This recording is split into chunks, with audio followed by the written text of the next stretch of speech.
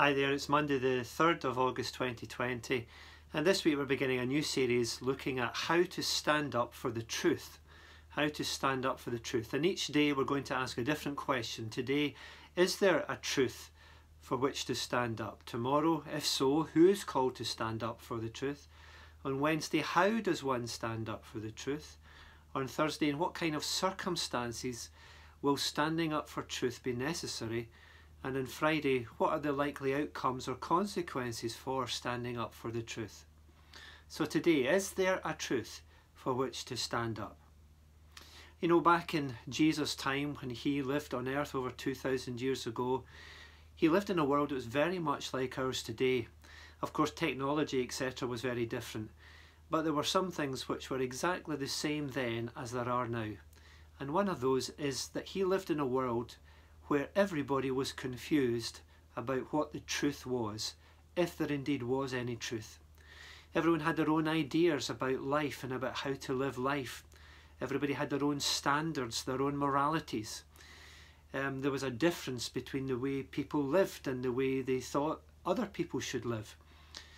The governments of the day, or the rulers of the day, they wanted people to live in such and such a way, and sometimes they changed those laws and they changed the way that things should be done from time to time as they saw fit, and people had to either abide by that or rebel against that and suffer the consequences.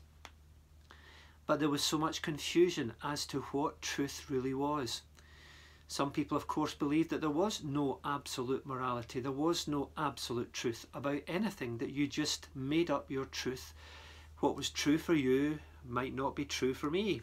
What's true for me might not be true for you. And we just make up our own as we go along.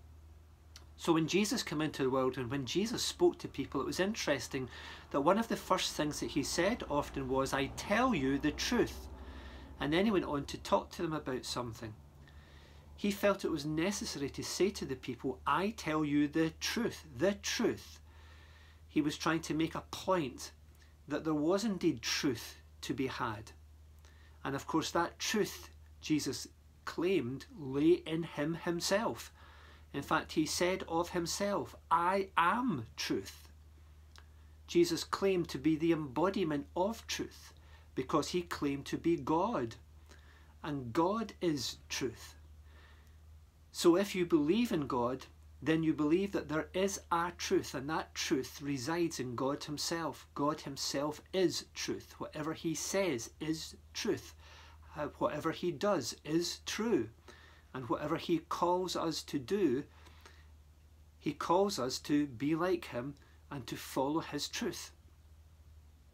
Stephen in the Bible was a man who sought to follow God and to stand up for the truth of God, and he paid for it with his life.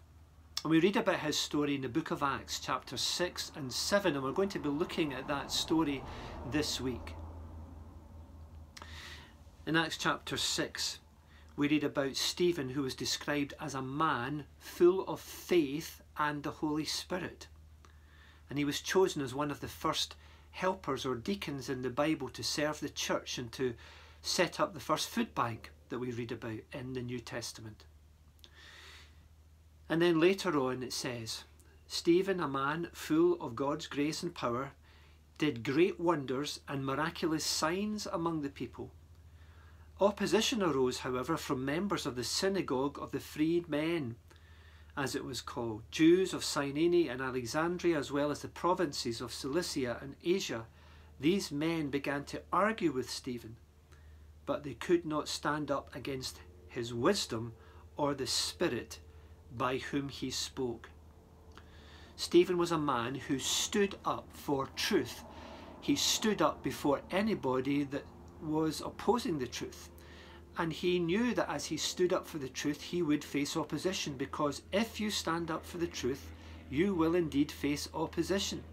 If you speak out what is true, there will always be some people who will stand up against you. But you have to be confident and know that there is a truth to stand up for.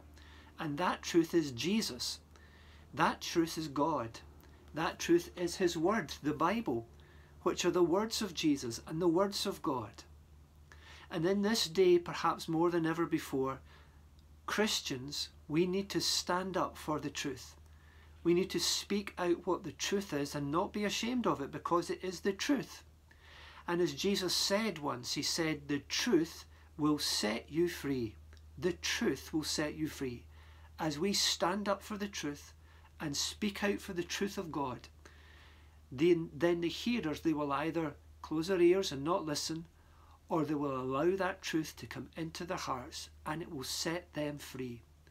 I hope that you have heard the truth about God in your own life, that you have received the truth of the Bible into your own heart, and you will know the freedom that it brings and the confidence to stand up for the truth whenever you're called to do so. Speak to you again tomorrow, and we'll find out who is called to stand up for the truth. God bless.